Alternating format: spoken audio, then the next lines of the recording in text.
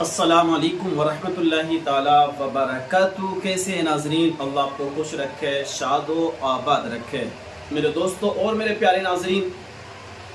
اورنگزیب عالمگیر رحمۃ اللہ تعالی علیہ جو مغل سلطنت کے چھٹے بادشاہ گزرے ہیں، الحمدللہ اگر اورنگزیب عالمگیر رحمۃ اللہ تعالی علیہ پر بات کی جائے تو ایک وسیع پیمانے پر بہت ساری کتابیں بھری جا سکتی ہیں۔ اورنگزیب عالمگیر رحمۃ اللہ تعالی علیہ کی تعلق سے اگر میں بات کروں تو 1618 میں تقریباً آپ پیدا ہوئے، 1618 عیسوی میں آپ پیدا ہوئے اور 1707 3 مارچ کو آپ کا انتقال ہوا۔ آپ کا انتقال احمد نگر میں ہوا، اور ابھی جو آپ کی قبر مبارک ہے خلد آباد ایک جگہ ہے، اورنگ آباد کے پاس خلد آباد، وہاں پر ایک جگہ ہے، وہاں پر آپ کے پیر و مرشد دفن ہیں، ان کے بغل میں آپ کی بھی قبر کو بنایا گیا۔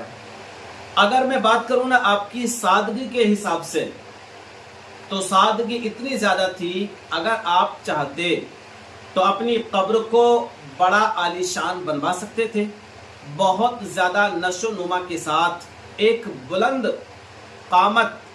بہت عالی شان عمارت تعمیر کی جا سکتی تھی، لیکن اورنگزیب عالمگیر رحمۃ اللہ تعالی علیہ نے اس طرح وصیت فرمائی تھی کہ میری قبر بھی عام انسان کی قبروں کے جیسی ہونی چاہیے۔ اور آج بھی اگر آپ فوٹو دیکھیں گے نا، ان کے مزارات کو لائیو دیکھیں گے تو آج بھی وہی کنڈیشن پر مبنی ہے آپ کی قبر مبارک، جیسے کہ ایک عام انسان کی قبر ہوتی ہے۔ لیکن بادشاہ ہونے کی وجہ سے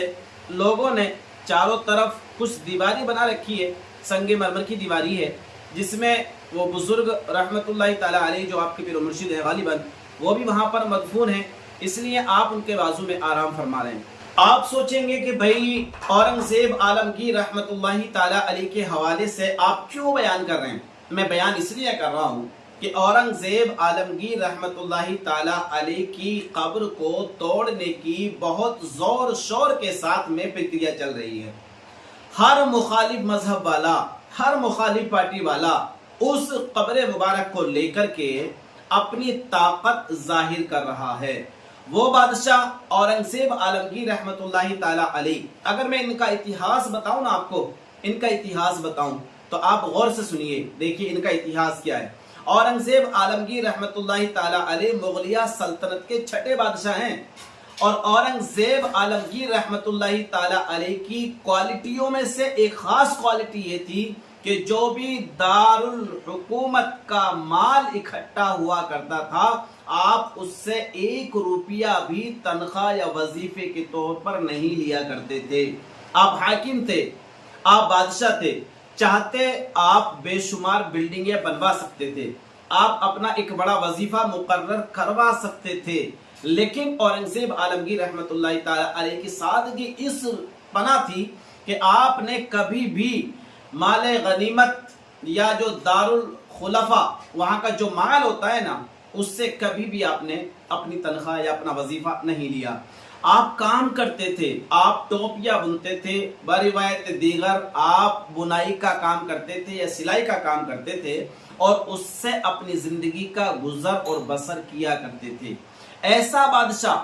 جو 1618 میں پیدا ہوا اور 1707 میں اس دار فانی کو الوداع کہہ کر کے چلا گیا، اس نے اپنی زندگی کی 40 سال کی عمر میں گدی کو سنبھالا، اور تقریباً 49 ایئرس 49 سال مسند خلافت پر آپ نے اپنے آپ کو براجمان رکھا۔ جس بادشاہ نے 49 سال حکومت کی ہو، 49 سال، اگر وہ چاہتا نا تو ہندوستان کی اینٹ سے اینٹ بجا دیتا، ہندوستان میں غیر مذہب والوں کو نام و نشان ان کا مٹا دیتا، لیکن اورنگزیب عالمگیر رحمت اللہ تعالی علیہ نے، آپ نے شکنتلا کی کہانی کو پڑھا ہوگا، جو اورنگزیب عالمگیر رحمت اللہ تعالی علیہ کے حوالے سے لال ازار ایک کتاب ہے جو ارشد القادری صاحب क़िबला ने बड़े अच्छे अंदाज में लिखा है, आप चाहें तो उसको पढ़ें और वहां पर अपने जहन को कुशादा कर सकते हैं। तो औरंगजेब आलमगीर रहमतुल्लाहि ताला अलैह की कब्र मुबारक को तोड़ने की आज बातें चल रही हैं और मुखालिफ पार्टियां और मुखालिफ मजहब वाले इस बात पर आज लगे हुए हैं। तो औरंगजेब आलमगीर रहमतुल्लाहि ताला अलैह अगर आप चाहते थे तो हिंदुस्तान की ईंट से ईंट बजा देते। जिस बंदे ने 49 साल तक हिंदुस्तान पर हुकूमत की हो और उस इंसान के आज आप खिलाफ हो रहे हो,